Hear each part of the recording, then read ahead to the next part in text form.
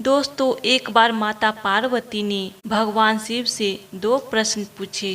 पहला प्रश्न था, कौन सा काम स्त्री पति से पहले करना चाहती है, और दूसरा प्रश्न था, वह कौन सी चीज है जो स्त्री अपने पति को मरते दम तक नहीं देती है। चाहे कोई पुरुष अपनी स्त्री को कितना भी खुश कर ले, चाहे स्त्री कितने भी नखरे उठा ले, लेकिन कोई भी स्त्री यह चीज अपने पति को कभी नहीं देती है। दोस्तों, आज की कहानी बड़ी ही रोचक और रहस्यमयी है। आज की कहानी से आपको बहुत कुछ जानने और सीखने को मिलेगा। इस कहानी से आपको यह पता चलेगा कि स्त्री कौन सी चीज अपने पति को कभी नहीं देती है, चाहे कुछ भी हो जाए, और कौन सा काम वह अपने पति से पहले करना चाहती है। दोस्तों, वैसे देखा जाए तो विवाह होने के बाद एक स्त्री पूर्ण रूप से पति को समर्पित हो जाती है। विवाहित स्त्री का अपने पति की हर वस्तु पर पूर्ण अधिकार होता है, और पुरुष का भी अपनी पत्नी की हर चीज पर अधिकार होता है।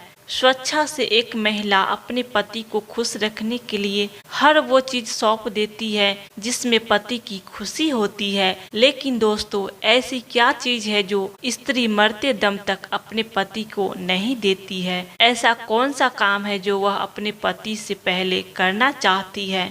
दोस्तों, यह प्रश्न सुनने में थोड़ा अजीब जरूर लगता है, लेकिन यह प्रश्न हमारे हिंदू धर्म और हमारे रीति रिवाज से बिल्कुल भी भिन्न नहीं है। अधिकांश लोगों को इनका उत्तर भी मालूम होगा कि वह कौन सी चीज है जो पुरुष जीते जी अपनी पत्नी को तो दे सकता है, पर स्त्री जीते जी अपने पति को नहीं दे सकती। यदि आपके मन में भी इस प्रश्न के उत्तर जानने की जिज्ञासा है तो वीडियो को लास्ट तक जरूर देखिएगा। इस कहानी के माध्यम से पता चल जाएगा कि क्या चीज है। तो दोस्तों, अब कहानी को प्रारंभ करते हैं। बहुत समय पहले की बात है। एक बार माँ पार्वती और भगवान शिव कैलाश पर्वत पर बैठे हुए थे। आप जानते हैं कि माता पार्वती को भगवान शिव से कुछ न कुछ जानने की हमेशा जिज्ञासा रहती है, और भगवान भोलेनाथ माता पार्वती की जिज्ञासा शांत करने के लिए उन्हें कथाएं सुनाते रहते हैं। तो एक बार कैलाश पर्वत पर उनके बीच में वार्तालाप हो रहा था। माता पार्वती ने सोचा कि आज भोलेनाथ बहुत प्रसन्न दिखाई दे रहे हैं, तो क्यों न आज भोलेनाथ से कुछ ज्ञान भी अर्जित कर लिया जाए। यही सोचकर माता पार्वती ने भोलेनाथ से कहा, हे प्रभु, आपकी आज्ञा हो तो आपसे कुछ पूछना चाहती हूँ। देवों के देव हे महादेव। महादेव बोले, कहो देवी, आप मुझसे क्या जानना चाहती हो। भोलेनाथ की आज्ञा मिलते ही माँ पार्वती भोलेनाथ से प्रश्न पूछने लगी, और भोलेनाथ बड़े ही सुंदर ढंग से माँ पार्वती के प्रश्नों के उत्तर देते हैं। दोस्तों, प्रश्न उत्तर का यह चक्र चल ही रहा था।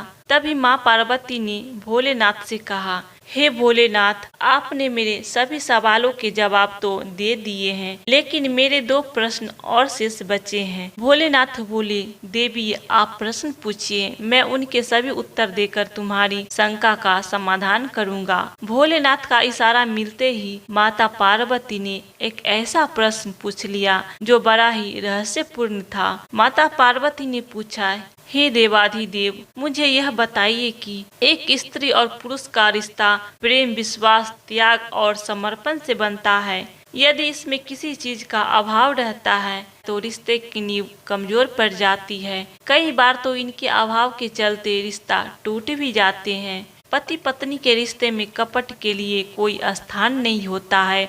अगर किसी स्त्री पुरुष के बीच में लेस मात्र भी कपट आ जाता है तो रिश्ता टूटने की कगार पर पहुंच जाता है। और जहां प्रेम होता है, विश्वास होता है, वहीं गृहस्थी जीवन खुशहाल होता है। और जहां झूठ और कपट का लेस मात्र भी अंश होता है, वह गृहस्थ जीवन कलह और कलेश से भर जाता है। वहाँ पति और पत्नी के रिश्ते में कोई मजबूती नहीं रहती। इसलिए मैं यह दो प्रश्न आपसे जानना चाहती हूँ। वह कौन सी चीज है जो स्त्री अपने पति को मरते दम तक नहीं देती है, और वह कौन सा काम है जिसे प्रत्येक स्त्री अपने पति से पहले करना चाहती है, जबकि हर काम में स्त्री अपने पति को ही आगे रखती है। फिर ऐसा कौन सा काम है जो वह पति से पहले करना चाहती है। दोस्तों, माता पार्वती के दोनों प्रश्नों को सुनकर भगवान शिव मुस्कुराते हुए बोले, हे देवी, जिन प्रश्नों के उत्तर तुम जानना चाहती हो उनके जवाब मैं तुम्हें एक कहानी के माध्यम से बताता हूँ। अगर मैं तुम्हें सीधे सीधे उत्तर दे दूंगा तो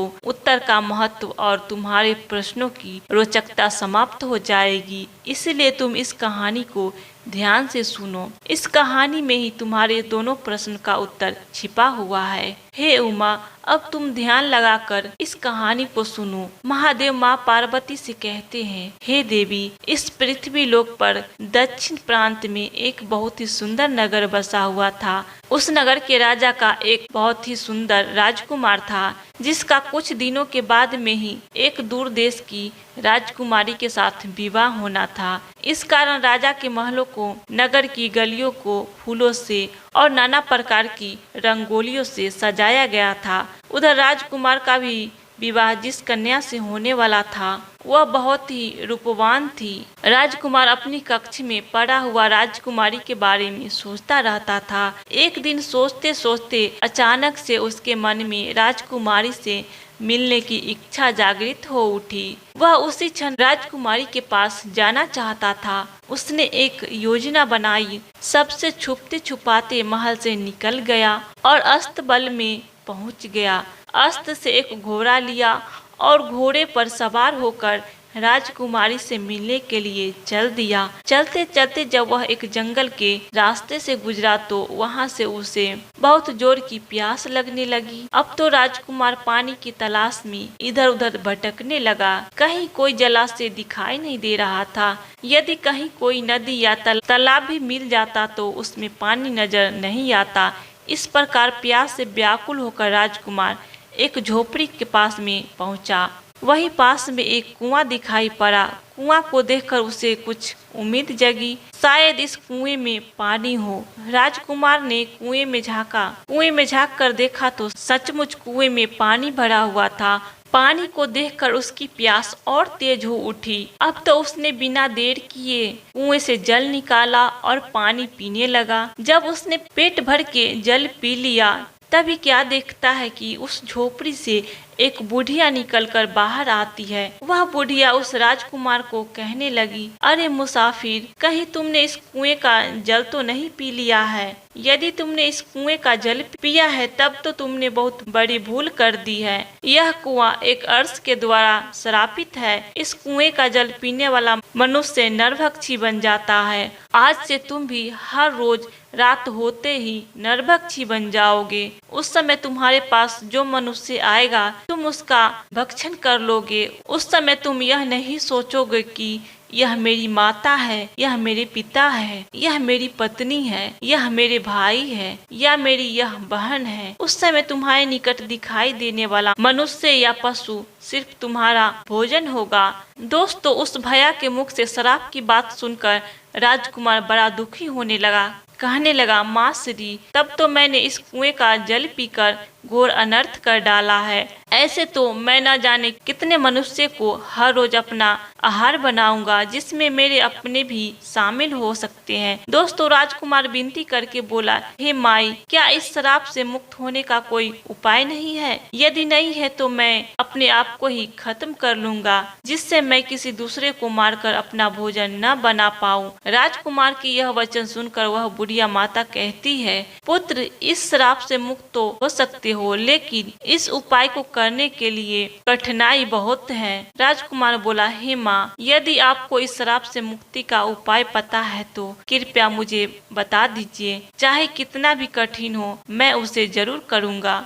मेरे मार्ग में चाहे कितनी भी अड़चन आए, लेकिन मैं पीछे नहीं हटूंगा। कृपया करके आप मुझे वह उपाय बताए। तब बुढ़िया कहने लगी, बेटा, यहाँ से कुछ मील की दूरी पर एक ऊंचा सा पहाड़ है। उस पहाड़ पर सीधी चढ़ाई है। उस पहाड़ की चोटी पर हरे भरे पेड़ पौधे से भरा हुआ एक जंगल है। उसी जंगल के बीचों बीच में एक कायाकल्प नाम की बूटी है।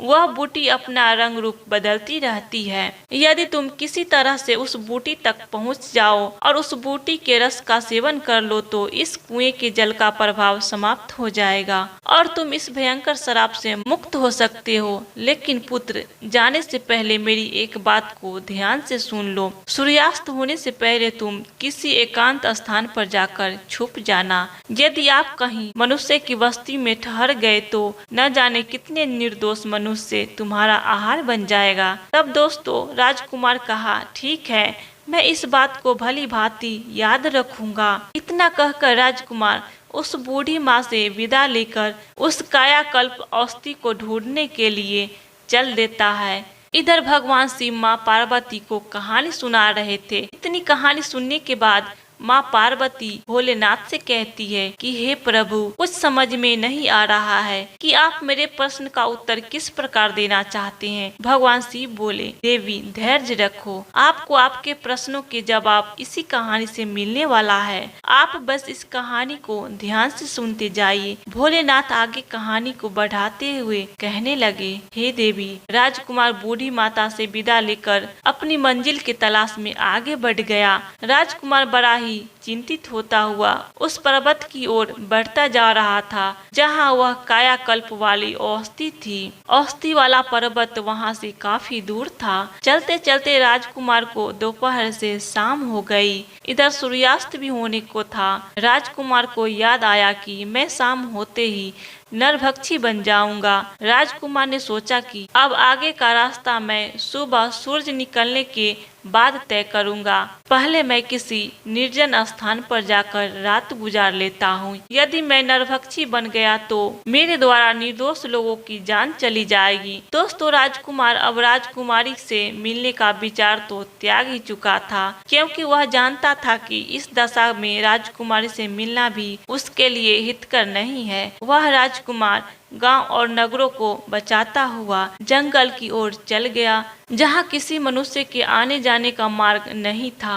उसने अपने आप को एक पर्वत की गुफा में बंद कर लिया। इधर काफी रात हो चुकी थी। वह राजकुमार नरभक्षी के रूप में परिवर्तित होने ही वाला था। वह भेड़िया आए दिन लोगों की जान लेता रहता था। चारों तरफ लोगों के मन में उस भेड़ियों को देखकर दहशत बनी हुई थी। इधर क्या हुआ, जब वह राजकुमार गुफा के अंदर पहुंचा तो उस खूंखार भेड़िया गुफा के अंदर बैठा मिला। दोस्तों राजकुमार ने जिस गुफा में अपने आप को छुपाया था उसी गुफा में एक बड़ा ही खूंखार भेड़िया था। उस भेड़िया ने राजकुमार को देखा तो मन बड़ा खुश हुआ कि आज तो घर बैठे ही भोजन चलकर आ गया है। भेड़िया गुड़ाते हुए उस राजकुमार की ओर झपटता है। वह उसे खाने ही वाला था कि इतने में राजकुमार पर उस शराब का असर होने लगा। पल भर में ही राजकुमार मनुष्य से नरभक्षी पिशाच के रूप में बदल गया। भेड़िया ने देखा कि यह तो कोई मुझसे भी अधिक खूंखार जानवर है, तो वह एकदम से डर गया और अपने आप को छुपाने के लिए जगह ढूंढने लगा। नरभक्षी राजकुमार भी भेड़िया को देखकर उसके ऊपर टूट पड़ा। थोड़ी ही देर में वह भेड़ियों को मारकर खा जाता है। दोस्तों इस प्रकार राजकुमार ने नरभक्षी के रूप में रात उस गुफा में बिताई और सुबह होते ही वह अपने रूप में आ गया। सुबह हुई तो राजकुमार गुफा से निकलकर आगे की राह तय करने लगा। तभी कुछ गांव के लोग ने देखा कि यह नवयुवक तो उस दिशा से आ रहा है जिधर वह आदमखोर भेड़िया रहता है। लोगों को उसे जीवित देखकर बड़ा आश्चर्य हुआ। लोग पूछने लगे, अरे भैया तुम कौन हो और इधर कहां से आ रहे हो? इधर तो एक बड़ा ही खूंखार भेड़िया रहता है जो लोगों को मारकर खा जाता है। तुम भला जीवित कैसे बचे?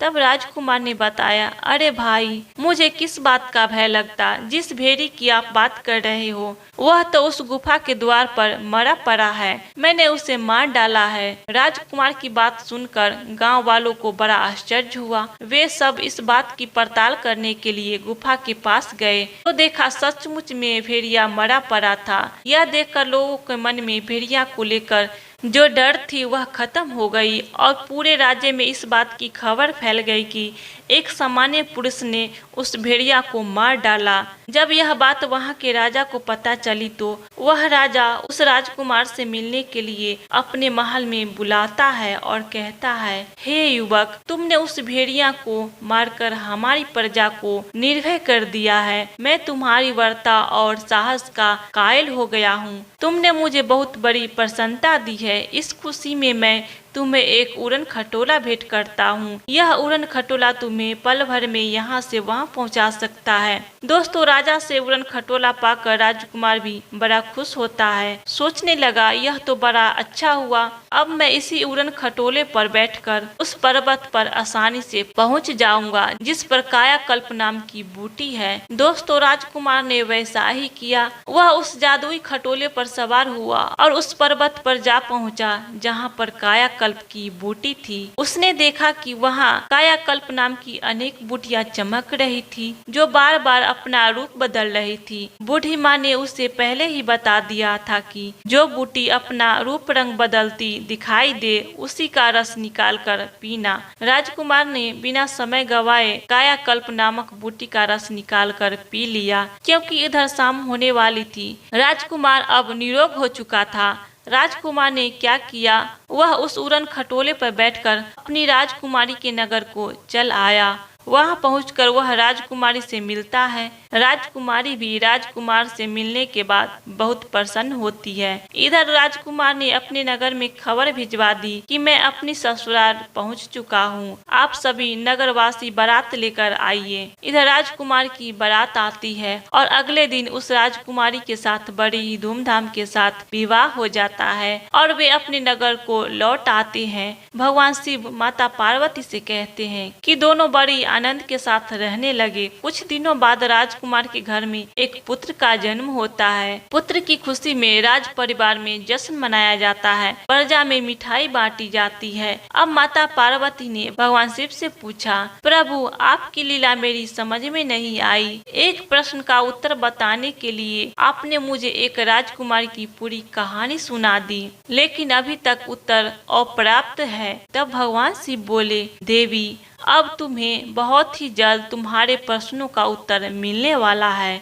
फिर भगवान शिव बोले, क्या हुआ? एक दिन उस राजकुमार के राज्य पर शत्रु देश ने चढ़ाई कर दी। राजकुमार अपने दुश्मनों से लड़ने के लिए युद्ध में जाता है। उड़न खटोले की सहायता से उसने दुश्मन सेना को उड़न खटोला से खदेड़ दिया, पर युद्ध में तीर लग जाने से उसकी भी जान चली गई। तब राजकुमार की मृत्यु हो जाती है तो सब लोग उसे अर्थी पर रखकर ले जाने लगते हैं। उसकी पत्नी वहीं खड़ी होकर रोती बिखरती दहाड़े मारकर रो रही थी। राजकुमार के सभी परिवारजन उसे कंधा दे रहे थे और उसे शमशान की ओर ले जा रहे थे। पूरा नगर शोक का कुल था। भगवान शिव ने माता पार्वती को बताया, देवी यही वह चीज है जो स्त्री अपने पति को नहीं दे सकती और पति तो स्त्री को दे सकता है। समझ आया, हमारे धर्म की यही परंपरा है। पति के मरने के बाद स्त्री उसे कंधा नहीं दे सकती और न उसे शमशान में साथ ले